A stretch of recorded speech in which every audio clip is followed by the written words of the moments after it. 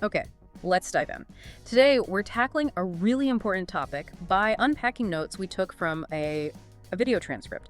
It's all focused on kidney health, specifically zeroing in on the warning signs and, the major causes of kidney toxicity mentioned in this material. Right. Our mission in this deep dive, to kind of cut through the noise, understand the key signals your kidneys might be sending you, and pinpoint the big factors that significantly impact kidney health based on what we found here.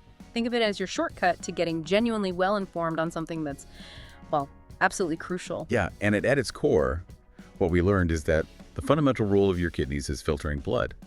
But maybe think of it less like a simple screen and more like an incredibly complex processing plant. Yeah. They're constantly working to get rid of toxic things while meticulously reabsorbing the good stuff your body desperately needs. Right. So they're selective. Exactly. Yeah. So it makes sense then that any symptoms you might experience, whether they show up early or later, are directly tied to this intricate filtering system getting damaged. Yeah. When it can't do its job properly, you start losing essential nutrients. And crucially, waste products you should be getting rid of begin to, well, back up into your system. Okay, that sets the stage nicely. Let's unpack those warning signs first then. What are some of maybe the early signals the sources point to, suggesting these toxins might be starting to accumulate? Yeah, we found some really clear early symptoms listed. One is a metallic taste in your mouth, which is highlighted as an indicator that toxins are backing up. Huh. Metallic taste? Yeah. Another signal could be unexplained itchiness, like throughout your body. And ammonia breath was also mentioned as an early flag. Ammonia breath, okay. These are all suggesting the filtering isn't happening as effectively as it should. Right. So those are the potential early flags. What happens as things back up more significantly? What are the later signs this material brings up? So there are several prominent later signs mentioned. A really common one is edema or swelling. You often see this as pitting edema, usually in the lower ankles and feet, as where you press on the skin and it leaves a dent for a bit. Okay, I've seen that. And the swelling is linked to the liver and kidney working together. But swelling can also pop up in another specific noticeable place underneath the eyes, showing up as like puffy bags. Okay, so swelling, especially in those specific spots, could be a signal to pay attention to. What else? We saw something mentioned called uremic frost. That sounds intense. It absolutely does sound intense, and it's described as a sign of pretty severe buildup.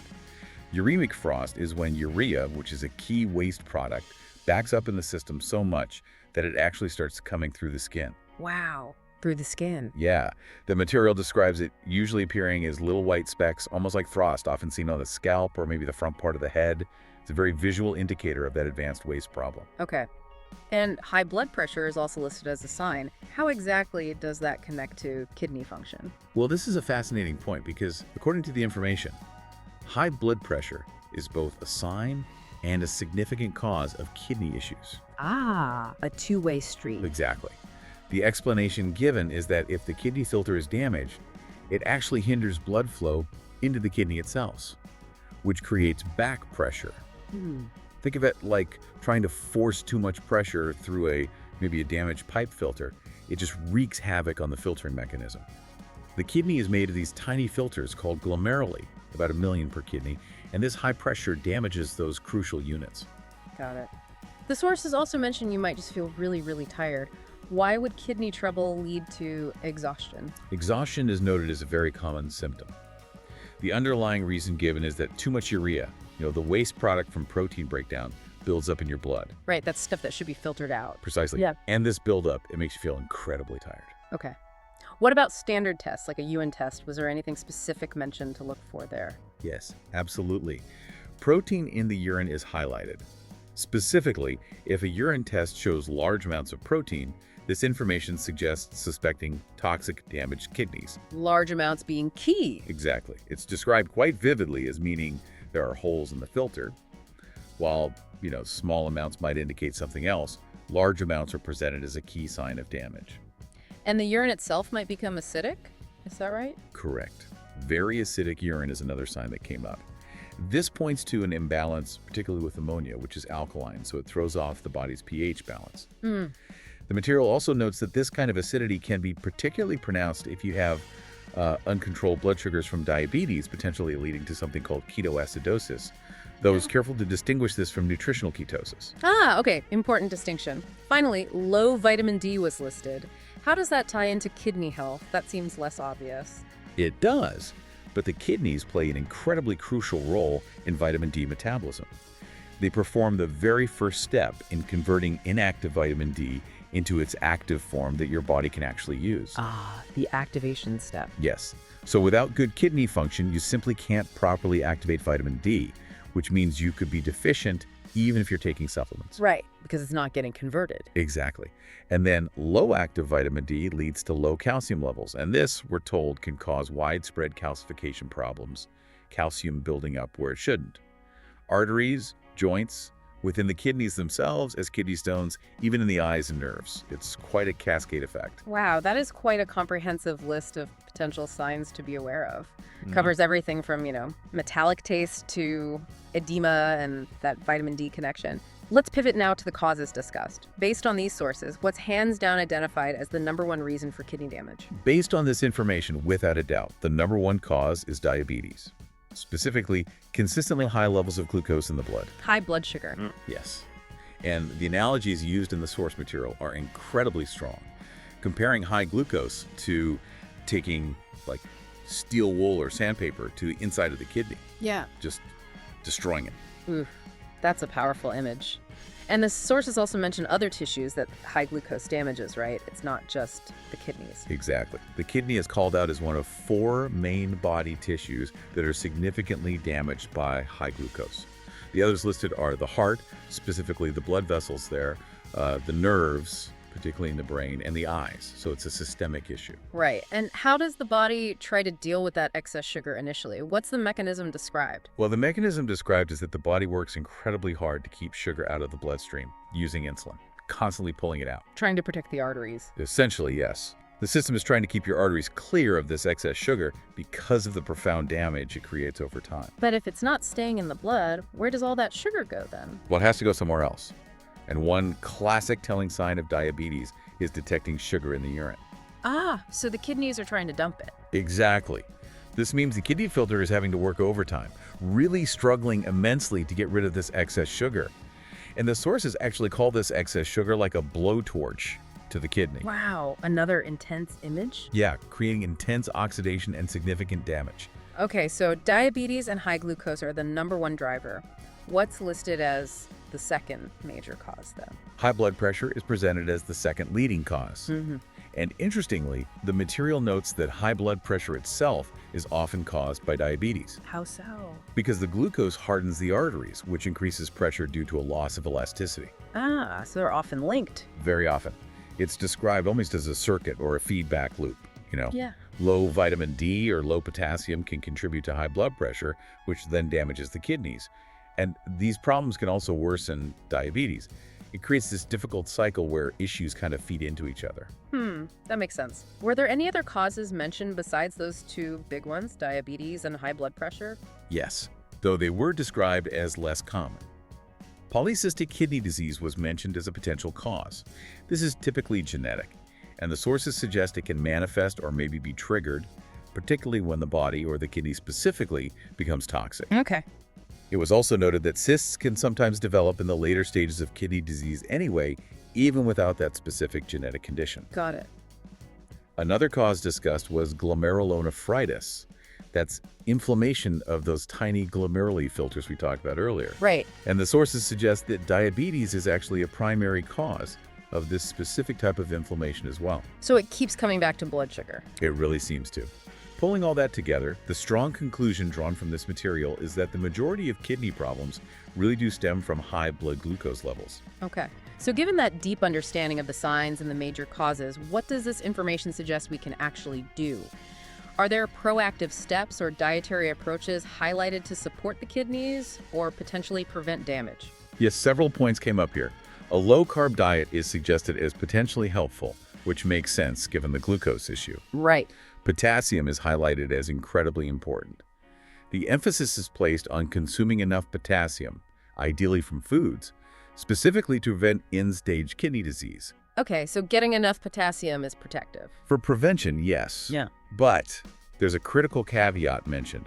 Those with existing end-stage disease You usually need to severely limit potassium and phosphorus too, under a doctor's strict guidance. Right, that's a crucial distinction. Very crucial.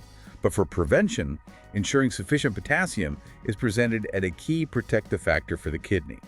And as we touched on earlier, kidney damage often leads to low active vitamin D and consequently low calcium, which brings us back to those potential calcification issues. Got it. Were there specific foods called out as particularly beneficial for kidney health in these notes? Absolutely. Hands down, the best foods mentioned are leafy greens in general. Okay, leafy green. Specific examples included asparagus, described as awesome for the kidney because it apparently helps detoxify uric acid.